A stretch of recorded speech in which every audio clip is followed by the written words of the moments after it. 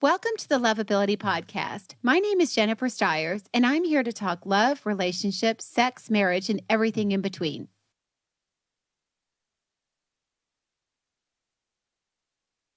So, we are in a brand new studio. Super excited today. So it looks a little different behind me, I know.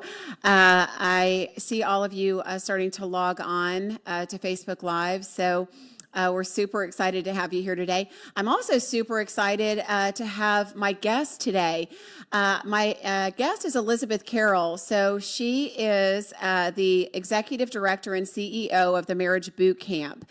She and her husband, Jim, took it over. Elizabeth, when did y'all, what year did you guys take it over, kind of transition with Dr., because it was Dr. Phil's originally. Yeah, so that was 30 years ago. 30 years ago. Okay. All right. I just aged us. Okay.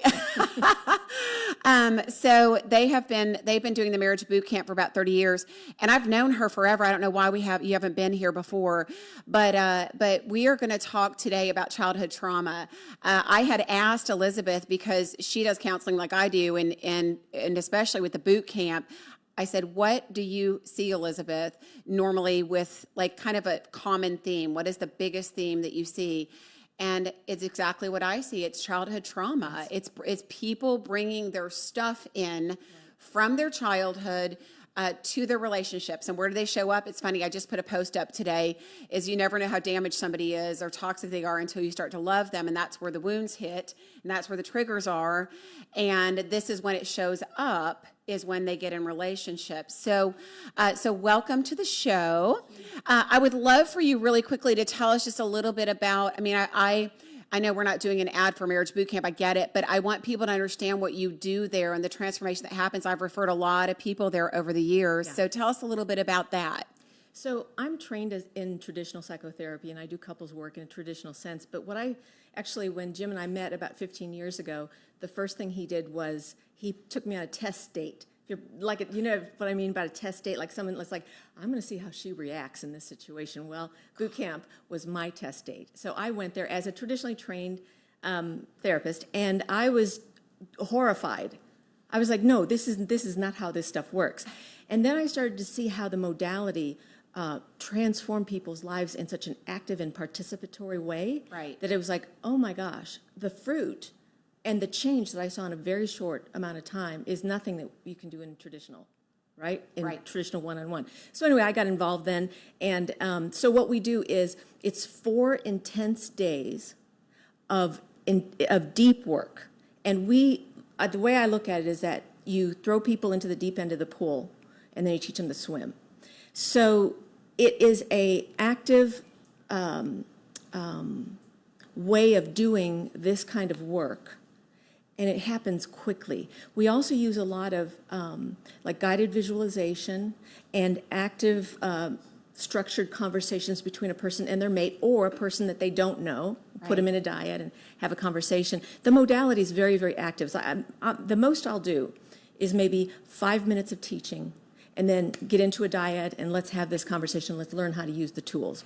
So that's the difference between what we do at the boot camp and what you might see in other seminars where it's a big lecture and you right. take notes and that kind of thing, or in individual psychotherapy where you're sitting one-on-one with a practitioner. Yeah, we were having this conversation about cognitive therapy, and which is what you do and what I do, and how putting some of the neuroscience into the process just makes things work so much faster. You guys, this is a heavier conversation sometimes than we're used to having, but every single person that's watching needs to listen to this, because there's not anybody that doesn't have some form of childhood trauma. And the thing is you don't realize how much it's affecting you and your relationships until you get into them. Like I said, it hits that trigger, and then you become a different person. And I've heard many of you say, and I'm sure you have too, Elizabeth, where they say, I'm perfectly fine. I have boundaries with other people. I don't act like this. I don't have the same trigger with work or my family or my friends. It's only relational.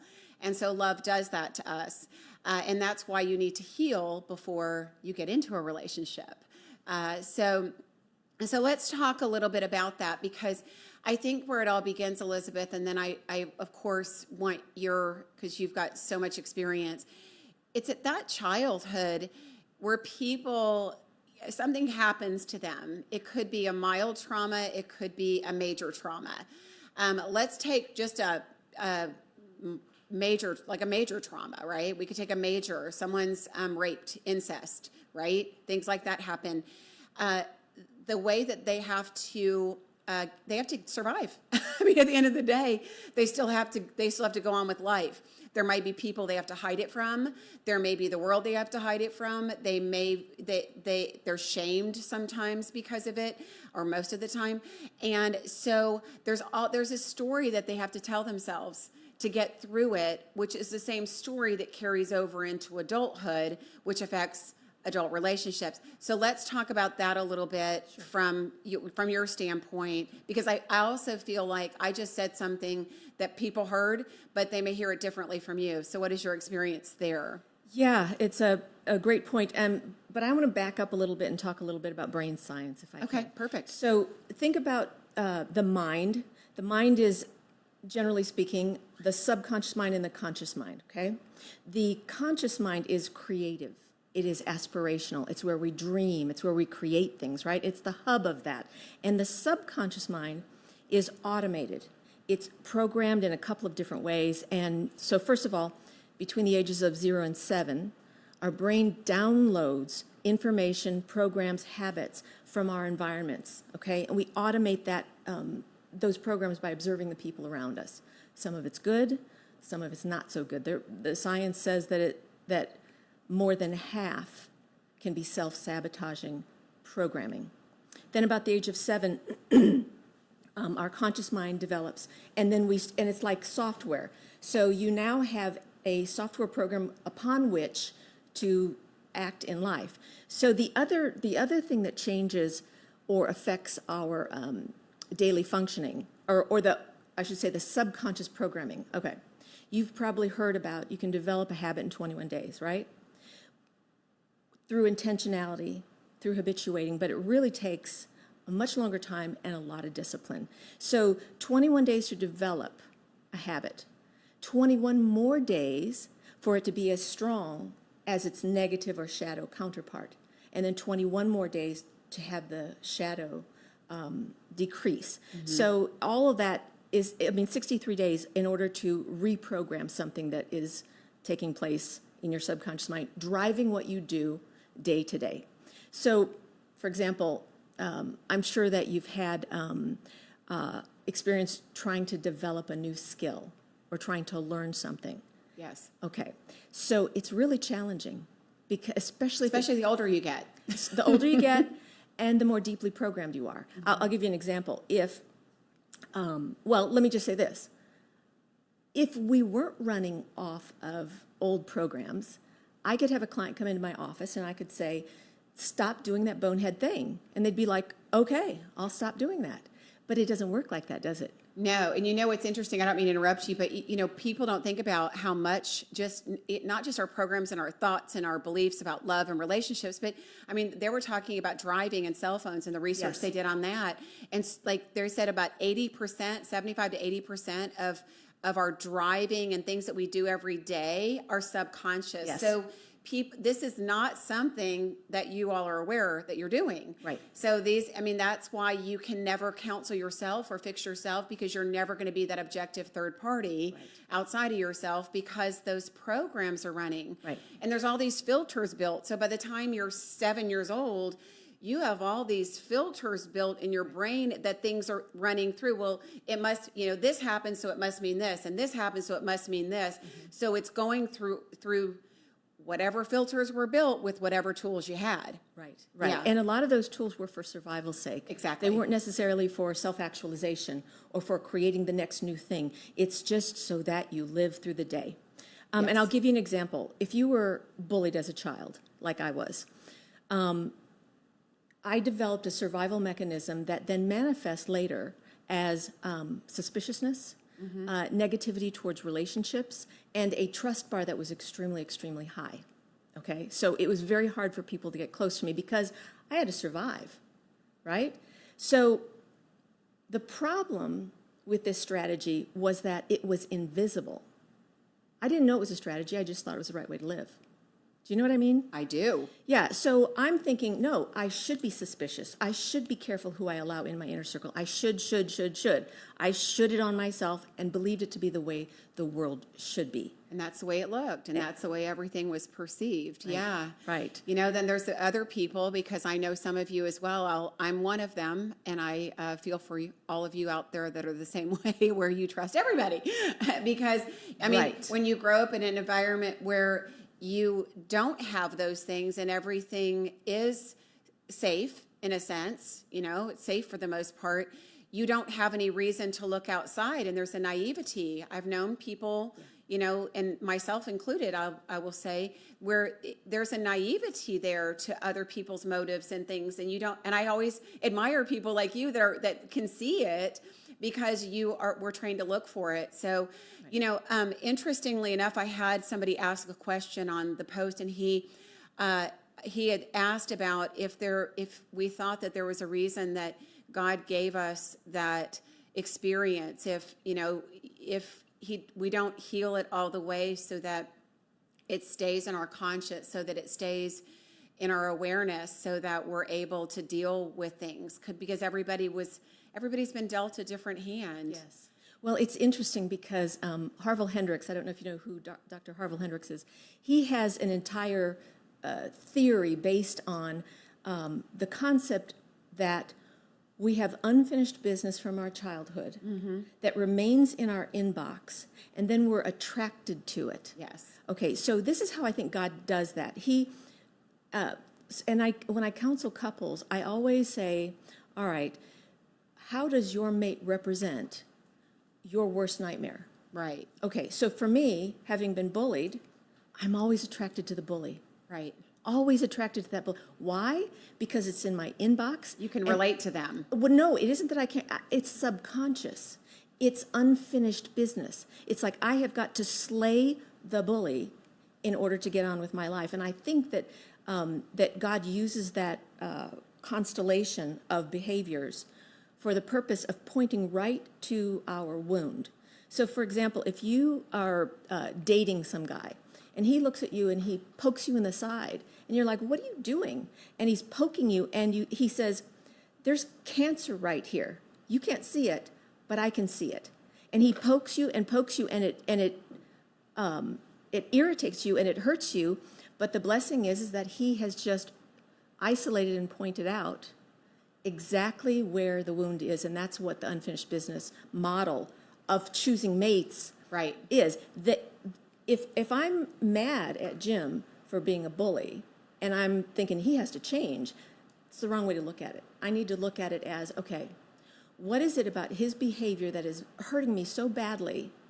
How is that behavior my creation? Yeah, or how am I drawing that in? How am I attracting it? Mm-hmm. Exactly. Yeah. Because there's a whole science around attraction. Yes. And a lot of attraction is because that person is going to hurt me in exactly the way. Yeah, and it's the familiar, because when you have a wound, and let's just say the wound is you grew up in a home or an environment where you were bullied and you had to defend yourself. So you know how to defend yourself, so you're going to, very simply put, you're going to attract people where you are put in a position to have to defend yourself, not because you want to, but because it's comfortable and it's what you know.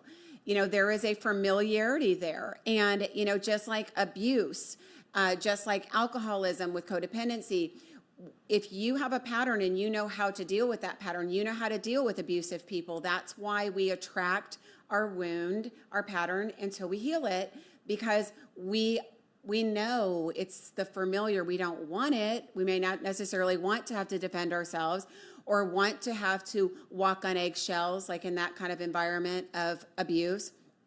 But we do it, we find people because there's a familiar element to it. And if that's what love was, so there's that filter of love. If that's what love was, if love was, forgiveness, love was looking past things, love was walking on eggshells, love was, all those dysfunctional things, until you recognize what that was in your family, until you recognize what love at the core was for you, how you received it. I'm sure you go through that in the boot camp, because you look at people's mates, I'm sure, Elizabeth, you guys do this where, and I haven't been through the marriage boot camp, but thank God, no bad marriages here, but no, I shouldn't say that. Bad marriages didn't go through the boot camp. But having said that, what was I saying? As I was talking about, I just completely lost my train of thought. I think the point you were making was that there's a familiarity that you're attracted to, and that you have the tools and the skills to advance your own best self. Yeah. And because you have those, and what you're saying is that because you have those tools, those people are attracted to you. There's an energy thing there, and I would agree with that. But I also think that there's something very deeply subconscious. In fact, Freud talked about reenactment disorder, how we continue to go back, and the Bible says, as a dog returns to its vomit. There's a lot of things that are happening that we are unaware of. Yeah. It's like you wake up and go, oh crap, this is exactly like my therapist 30 years ago, I was like, crap, I'm dating my dad again. And he's like, exactly. And he said, you will always date your dad. Just make sure there's enough good stuff around that constellation to support the relationship, because you can't change your imprint like just by saying, I'm not going to date guys who are jerks. It's not that simple. You know, one of the things I do with my clients is I do go back, this is where I was going, I do go back to the parent, to how we were loved by our parent. If you look at, Yes. how dad loved me and how mom loved me, that's typically where women will find their mates, is they look at their father and they look at how their dad loved them, and their issues they have with their dad, and they're the same. They are the same love, and there are tools, obviously tools to be able to very simply say, once we've identified where the wound is, we've identified that, and we identified what we don't want. Okay, I thought that was love. Right. I called forgiveness and sacrifice, and not that sacrifice isn't, but overlooking things and walking on eggshells. I called that love, but it's not. And here's what it should be. So here's what it really should look like and feel like. And so we re-identify. So now we try to create a new pattern for what we're looking for. It does take time to do once you've recognized it, but merely recognizing what the dysfunction was, where we got it, you've opened it up, you're looking at it, it's the open wound, but then you have a decision to make with new tools, because as a child, that's all you had. You didn't have a choice of what you got from your parents. You didn't have a choice of how you were treated. You didn't have a choice sometimes in situations that happened to you if you were bullied or whatever, right? As children, we were more of victims, whereas an adult, we have different cognitive tools at this point. We can say, well, as a child, I thought it was this, it looked like this, but as an adult, I understand now that it can be different. I understand now that really wasn't love to forgive them for treating me so badly, and then act the next day without an apology, act the next day like nothing happened, right? Just things like that, where we've gotten into these patterns of behaviors that are not healthy, that we don't realize subconsciously that we're doing, unconsciously that we're doing, and we've called it functional, we've called it love, we've called it whatever it is, but at the end of the day, and as we're in an adult relationship, or as an adult, we can say, you know what, that's really not loving somebody to let them treat me that way. That's not loving myself to let somebody else treat me that way, and it's not okay. So I'm going to change my definition of what love is at this point, what it should be, and put that on your list as you're moving forward as to what you're going to accept versus what you had. It's more of an override. So it's more overriding things. Yeah, I actually, looking at brain scans and looking at the neuroscience and all of that, it's not that easy. It's not as easy as saying, okay, I'm going to identify this, that I'm attracted to the bully, so I'm going to stop choosing bullies. No. If it were that simple, that would be... I did not mean to simplify it that much. Okay, No, let me just... so what happens is that you have neural pathways that are wired for a particular kind of behavior. And the only way to unwire that is intentionality.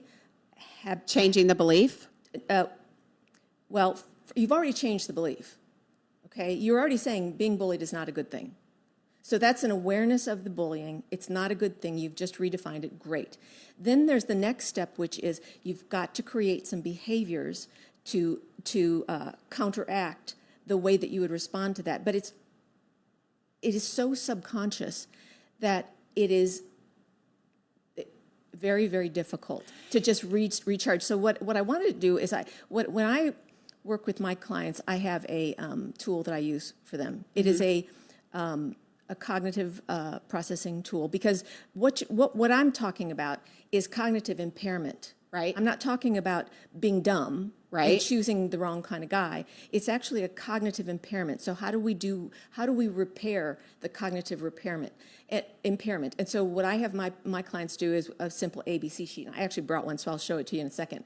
But you have to start mindfully tracking what happens, what you believe about it, and how you feel about it. So it's A, it's B, it's C. It's action. They just walked in the door and interrupted our stream of conversation. Mm-hmm. My first B is, okay, that's disrespectful. So how does it make me feel to be disrespected? Okay, so there's 4 emotions, right? Mm-hmm. Mad, sad, glad, scared. A lot of people can't even identify how they're feeling. Right. So the process is capture the action, the situation, track what thoughts or beliefs come up for you associated with that action, and then each of those thoughts has a feeling attached to it. And then you keep going. Okay, what did I think next? Okay, what am I saying to myself? How does that feel about it? And you have to sit and monitor all of this stuff, and it brings the stuff out of the subconscious files and into the conscious matter, so that you can start saying, okay, that belief is actually a lie. What's the true belief? Right. Or alternative thought, which is another cognitive processing therapy. Yeah. So, it's interesting. I do something similar, like in while you're getting your sheet together. Sometimes I have people do that same list where I have them put, this is what happened to me. So it may be that letter to the parent or a letter to their partner. But usually it's the parent, because that's where the wound is. So, Mom, this is what you did to me growing up. These were the behaviors. This is how it made me feel. And this is what happened because of it, but this is what needed to happen. So then there's that whole next step of, but this is what should have happened. This is what it should have done. And this is what it should have looked like. So it is a simple process of pulling that out.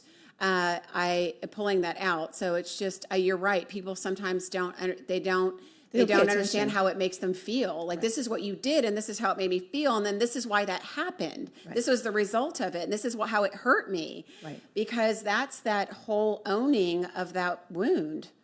Right, right. And the other piece of that is that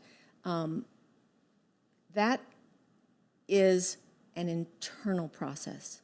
It's not an external process. You don't go challenge and chow down on your mom, which is, you did this and that made me feel this and da-da-da. No, this is a 100% me being with me healing myself. It's your work. Yes. Yeah. And so, for example, if you can identify a feeling of anger or a feeling of sadness, what I'll tell my clients is, okay, a feeling or an emotion is like a wave on the ocean. So it's coming at you.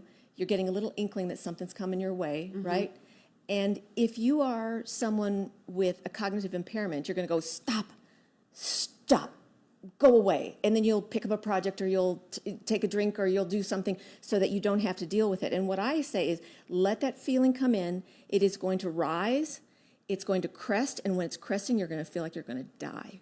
You're going to feel like you're going to die. Mm-hmm. Studies from PTSD tell us that the longest that your brain will hold you in a state of agony is 40 minutes. Now, 40 minutes sounds like I'll stroke out and die, but that's a long time. Yes, but the good news is you're not going to die, and you're not going to stay there for the rest of your life. Yeah. The max is 40 minutes. The norm is maybe 30 seconds. And I said, stay there until you can bodily feel a shift in your energy, and then it's going to roll over. and that's going to resolve. Now, when the wave has resolved and you're right here, you're given a gift of wisdom. Yeah. And you're calm. And I'll say, do not go talk to your husband until you've ridden the wave. Yeah. And you're here, you're at the calm space, Right. and you still can cognitively say, okay, that behavior made me angry, but you've burned off, it's actually proteins in the brain. You've burned all this stuff off all by yourself, your own responsibility, so that when you go to a person, you don't have that energy that will immediately send somebody's red flags up. They're triggers. Yes. You know, one of my friends and I were just chatting about this, and he called it staying in the room. You got to learn how to stay in the room. And that's just a great analogy for that, is that people want, that's how all of those behaviors of denial come into place, is that nobody wants to feel the pain. Yeah. They don't want to feel the anger. They don't want to feel the hurt. They don't want to feel the stuff that comes naturally from something painful. Yes. Or hitting a trigger. But you've got to stay there, and you've got to allow it to hurt. Because if you can allow it to hurt as an adult and then get through it on the other side, number one, you've taught yourself an important lesson that you can get through it, which a lot of people don't know how. I mean, that's I think where we see, people that use substances because they don't want to feel things. So they, people that use alcohol and drugs and things like that, they will use those things to numb themselves so they don't have to feel those kind of pains and those emotions, whatever those emotions are. So it's super important, as Elizabeth's talking about that feeling wave, that you go through that and stay in the room for it. Yeah, and so there's something else that happens too. The neural pathways, our brains are neuroplastic. They change all the time. If you have a stroke and a part of your brain is deeply damaged, your brain will figure out workarounds if you get the proper therapy for it. So while you're riding this wave, there's two chemicals that are taking place. One is norepinephrine, also known as adrenaline in the body. In the brain, it's norepinephrine, combined with acetylcholine. So these two neurochemicals come together, and those two chemicals make you feel awful. They're the same chemicals as in a panic attack. But what's happening inside the brain is those two chemicals are marking the places that are weak. Right. So if you imagine two neural pathways and then there's a break in the bridge, those chemicals are going to mark this end and mark this end. There's a repair cycle during sleep. And as we're sleeping, another flood of neurochemicals come in and go, oh, okay, they marked that bridge, let's go to work on that. And then you'll wake up in the morning with a stronger bridge.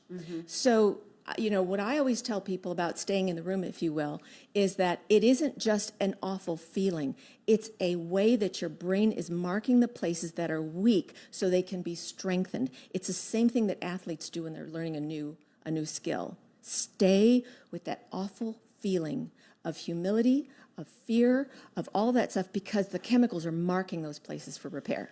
Yeah, the one thing that I don't like about some, and I know it's not your program, but there are some programs out there that take people through processes like that, where they'll pull them into that crisis, right? Whatever that crisis mode is, and allow them to feel it, but then there has to be a tool on the other end to get people through. Yes. I mean, it's as simple as, it's not as simple as, but I'm just trying to use a simple analogy. Like when you had talked about the belief, when you have a belief that, of something, if you don't change that belief. So for example, if you go into a relationship and maybe the guy that you're dating disappears, right? He's gone for 2 hours. He doesn't respond to your messages. And then all of a sudden this belief comes in like, oh, well, all my boyfriends have cheated on me and he's probably, working his way out of the relationship. I'm losing him. So, then all these thoughts come in, right? This belief. There has to be a process that comes in. You have to have a tool to be able to say, you know what, this is my wound. It has nothing to do with him, and I need to have a new belief about relationships and love and giving somebody new a chance, not holding something over somebody's head. So you have to have a new understanding. Or even as simple as when you have a negative thought turning it into a positive. You can't change the nerve, and you can't change the way it's hitting that nerve unless you change it to a positive. So I won't let anybody say anything negative about themselves. So if they'll say, I will no longer date narcissists, or I no longer will, have a relationship with a narcissist. Well, then what will you have a relationship? What does the opposite of that look like? You can't feed off the energy of what you don't want. The brain doesn't work that way. It's going to give you more of what you don't want if you focus on what you don't want. So you have to, there's the tool, you have to move it into the energy of what you do want. Do you know what I'm saying with all that? It's a matter of flipping it to where you are making it a positive. Now, of course, you can't cover it up. I mean, I get you can't just state a positive and that's all that there is to it. But once you've gone through, you've got to have a tool or something that helps you understand how to get to where you want to go, what the end result is, what the intention is. So when you talked about, for example, let's go back to she's in a fight with her boyfriend or her husband, and she's going to go feel that out. She's going to go sit for 40 minutes and be in pain and do whatever. And then she's going to get through that anger and that sadness and that hurt and whatever else that is. Now she's come on the other end, and now she has the opportunity to meet with her husband and chat with him. What's the conversation? What's the tool at that point for that person? Yeah.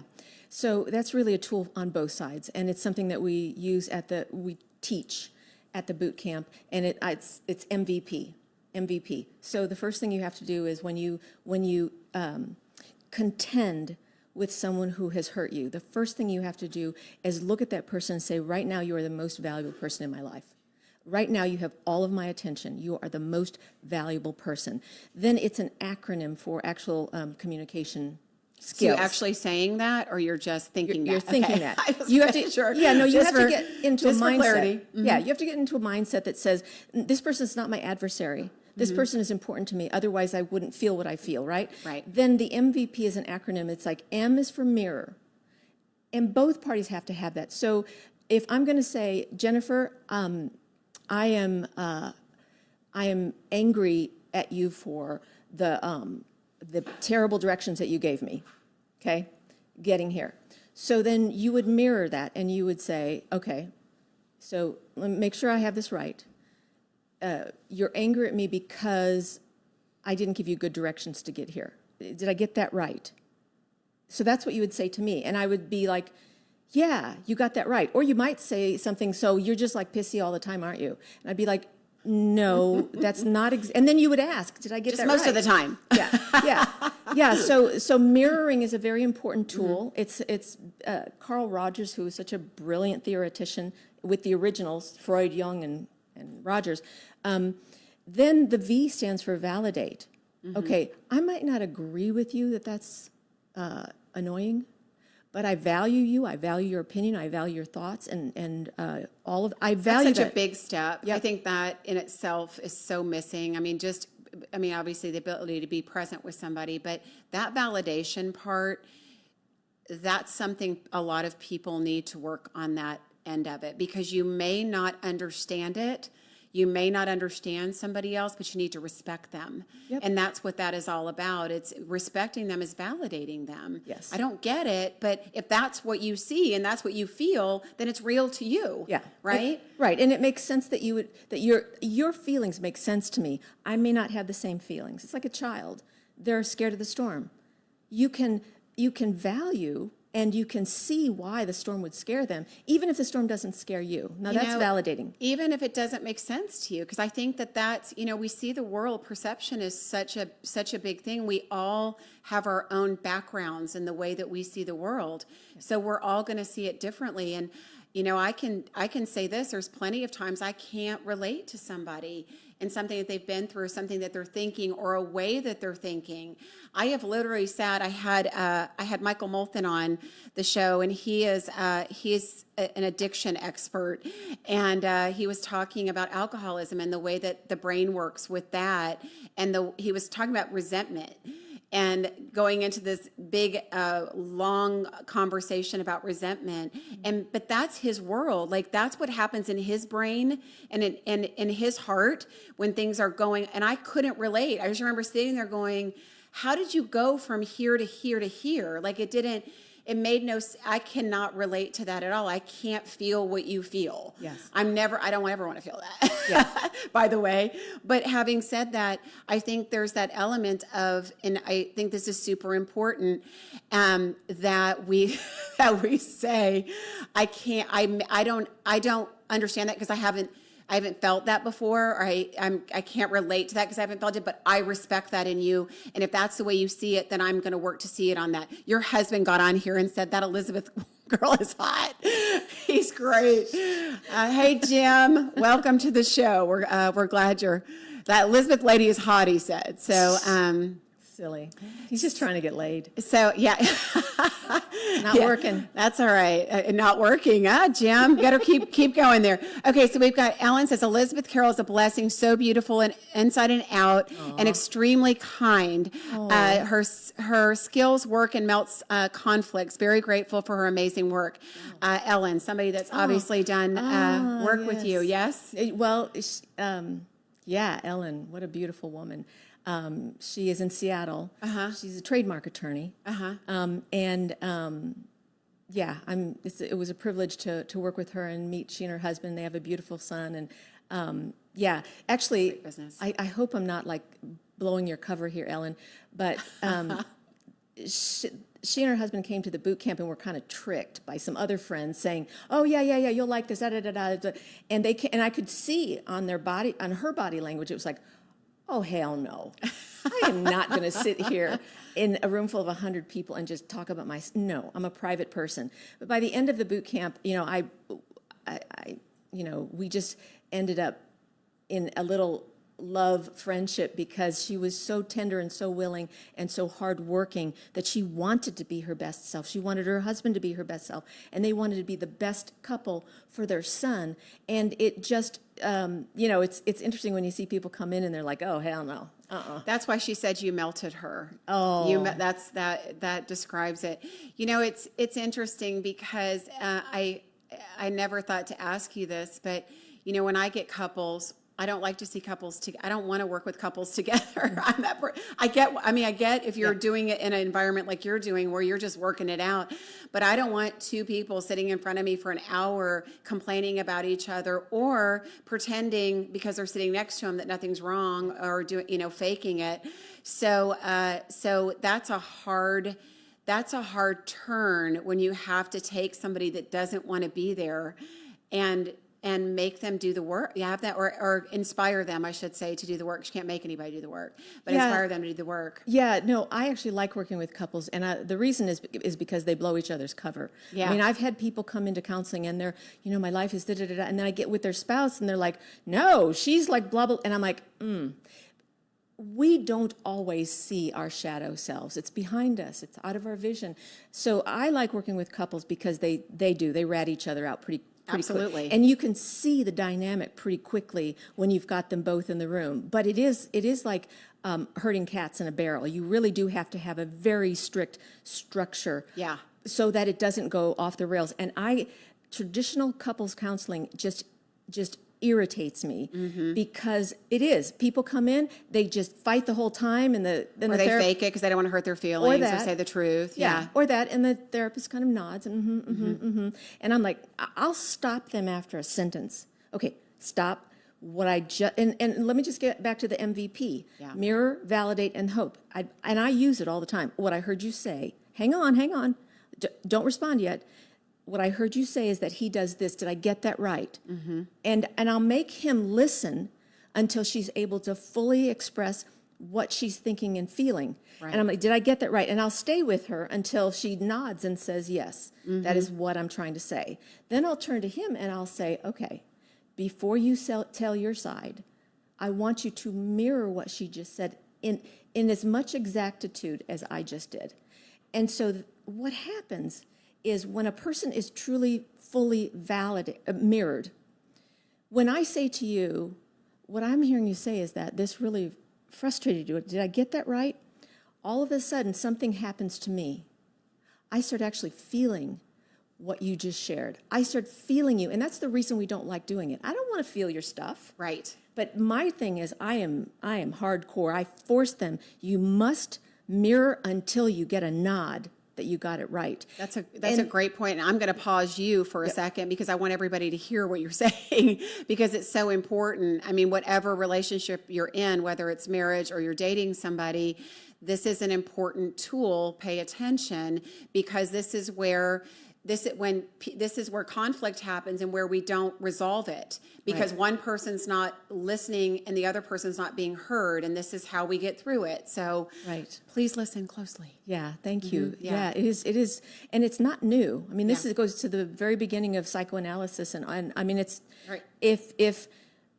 and when I was in graduate school, I had spent a full semester just knees to knees with another therapist in training, and we just mirrored. I was like, oh my God, really? It's like, did I hear you right? Yes, you heard me right. It's not just nauseating. But it's not just an exchange of information. Eventually, by the end of the semester, I was like, oh my God, I feel you. I totally feel you. So that tool, that sharpening of my sword, now when I have people come to me, I can feel them because I trained through mirroring.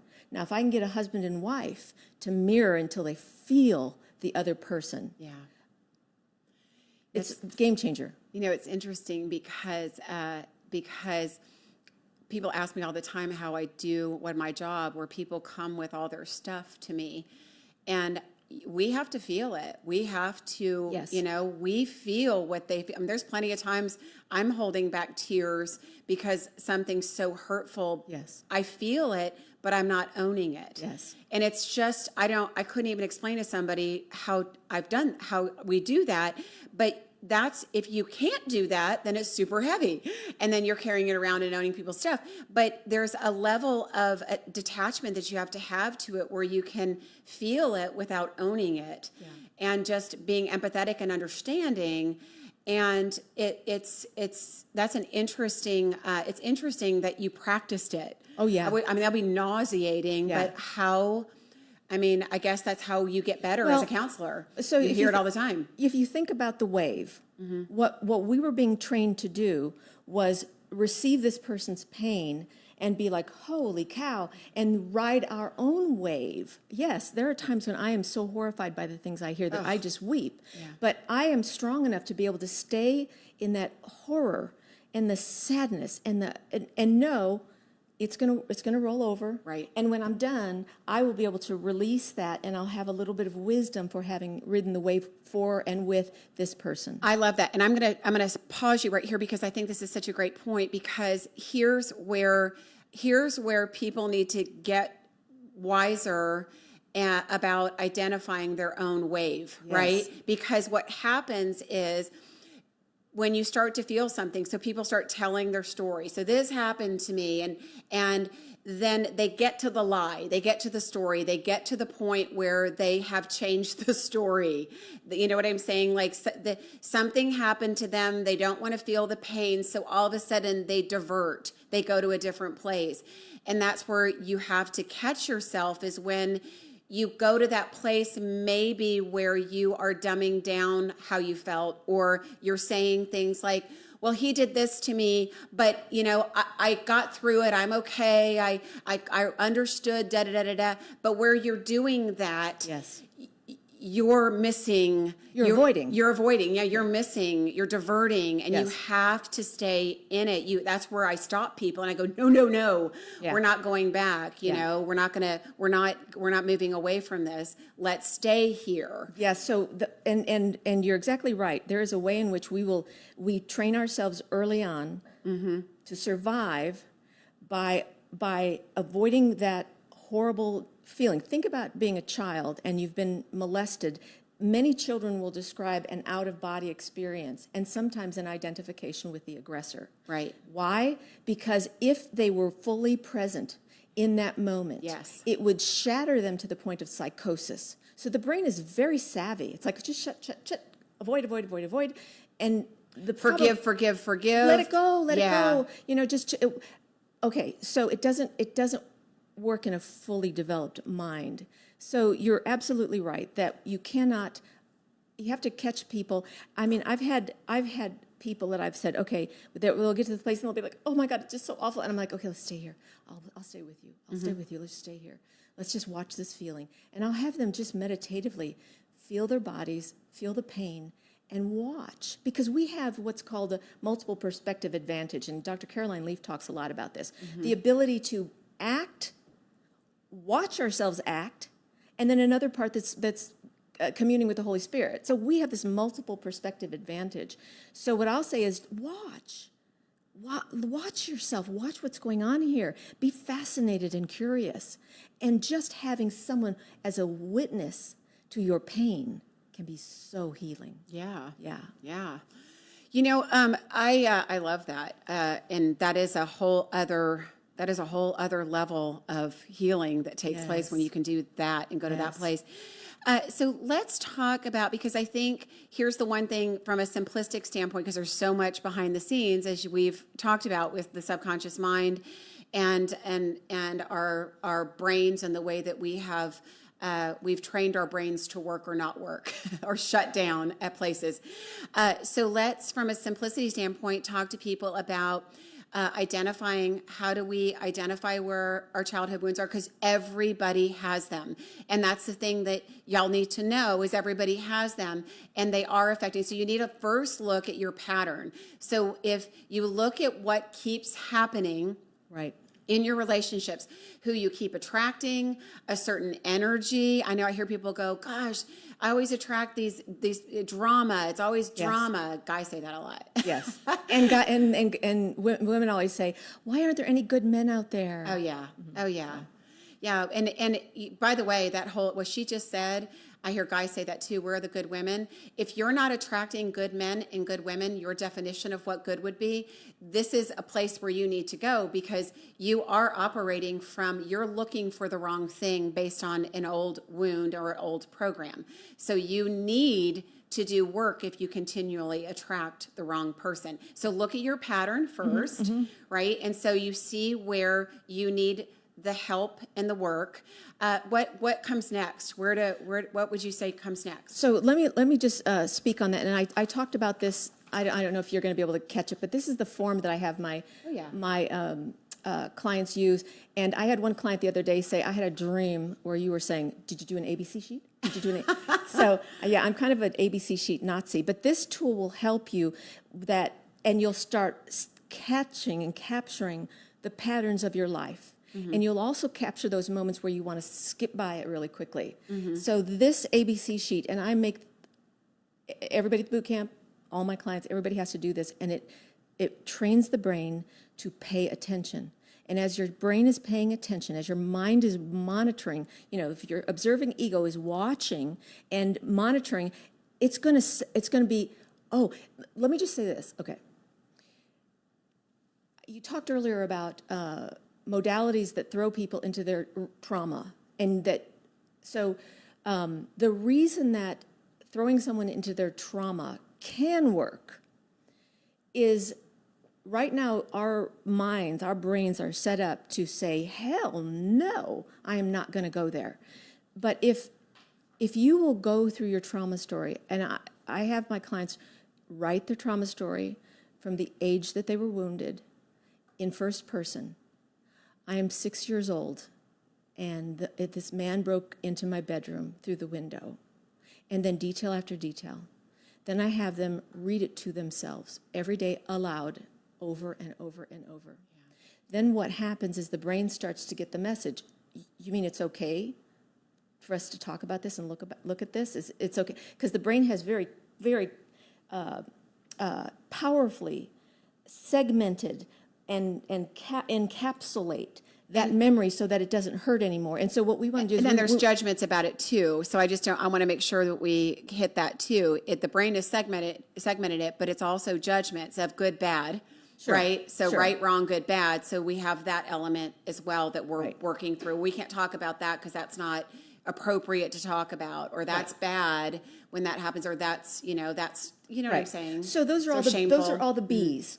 All the B's, and then those B's are going to make you a C feel some type of way. Right. So the first step is to put someone into their story and force them to stay in their story until it burns some of the energy off of it. And there are actual physical proteins in our brains that, and genetic markers. I think there are, I'm going to say this, I don't know if this is true, but there's like 36 different switches on our DNA for genetic markers, and only a few of them are on. Okay, so the trauma story causes a person to over and over and over relive, and go, oh, I didn't die. The subconscious, which is the driver here, will start to get the message, it's okay to do this. And then all of a sudden, I see more detail, little things popping up, and they're like, oh my gosh, Elizabeth, I just remembered this one thing. Yeah. And I'm like, yeah, because your brain was keeping that encapsulated and keeping it from you to protect you. And now you can tell your brain, I don't need the protection anymore. I'm good. I'm going to do this. I've actually had to send people back to their childhood pictures before, Yeah. to go through pictures to remember, because they've buried things so deep that they have no recollection of years of their childhood life. And they like, well, I don't think anything was that bad, but I just don't remember anything. Whoa, there was something there, because you don't just forget, 10 years of your life. But that's super important that people are willing to go there and look at those things. Because as a child, when something happens, you don't have the tools. You don't have the cognitive tools. What it means to you as a child, like when parents get divorced, you look, what happens with kids that they're young, very young, they're like, well, that's my fault. What can I do to make my parents happier? How have I been a bad kid so my parents don't want to stay married anymore and have me as a child? Or I shouldn't have done this and caused all this stress in their marriage, or they wouldn't divorce, because depending on the age, kids can blame themselves. Whereas when they get older, they look back at that and they go, I did blame myself and I felt really bad, and I kept trying to put my parents back together thinking that I could fix it. But now I understand, as I look back, like, they never loved each other. They never touched each other. They never said nice things to each other. Like, I didn't have anything to do with it. But as an adult, and with your cognitive tools now that you have a different way of looking at it. So a lot of times, just being able to open it up and look at it and look at the beliefs surrounding it as an adult with new cognitive tools, mature cognitive tools, and the ability to reason that you couldn't reason when you were younger, you now have a different mind. You have a different tool. Well, let me say a little bit about that.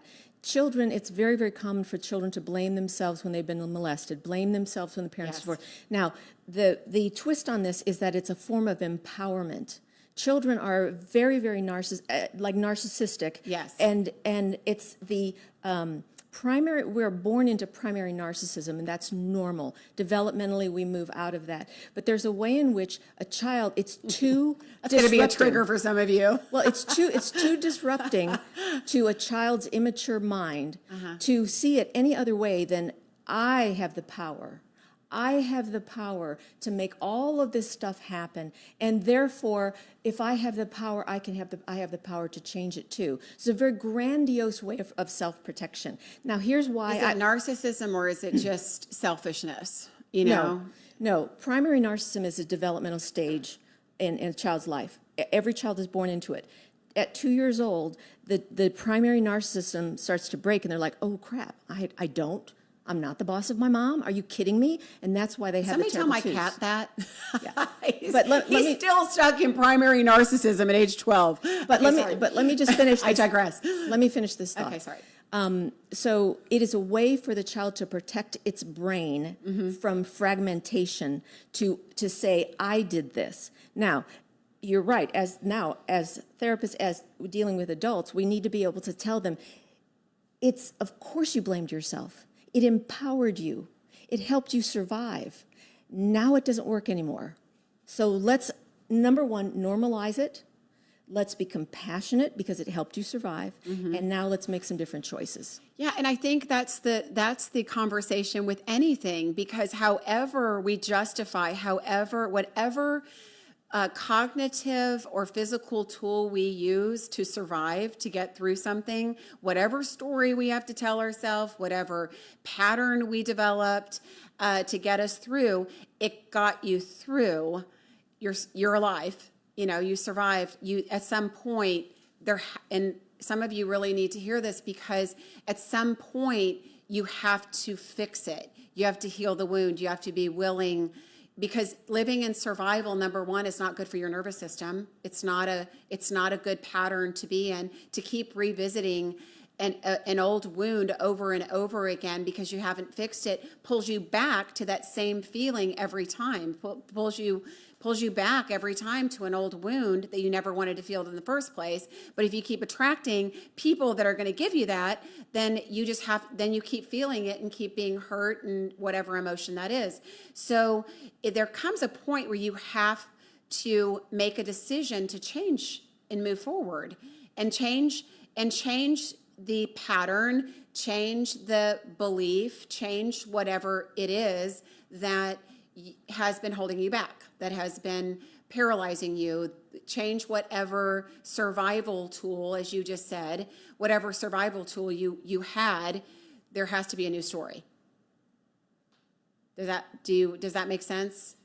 Kind of. I think, yes. I mean, I'm just thinking about the neurological processes and then the developmental stuff. There's a lot there. It's a lot. And there's shame associated with recognizing your dysfunction. And what I want to do is take the shame away and say, no, you're normal. It's the way that you survived. It is developmentally appropriate to do this and this and this.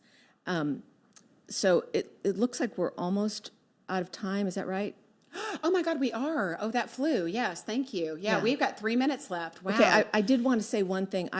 All of the boot camp tools that I just pitched out, one was MVP, there's a bunch of them, but I've created an online marriage boot camp experience called Marriage Boot Camp Academy. Okay. Just marriagebootcampacademy.com. Okay. So you can get all of these tools, the ABCs, the MVP, the love story, all of the unfinished business. I'll post those. I'll post the link to that after the show. So that is great. Thank you so much for being here.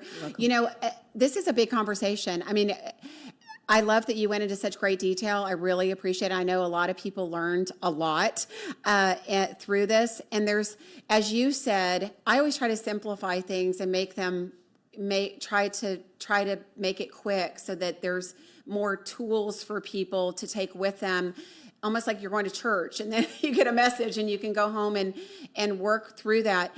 And there was a lot to download, I think, on this. So I think ultimately, I guess where I'd like to leave things with people is if there is a wound, if there is a pattern, and there always is something, I would say start with the pattern. And we've talked about this before on many of the podcasts.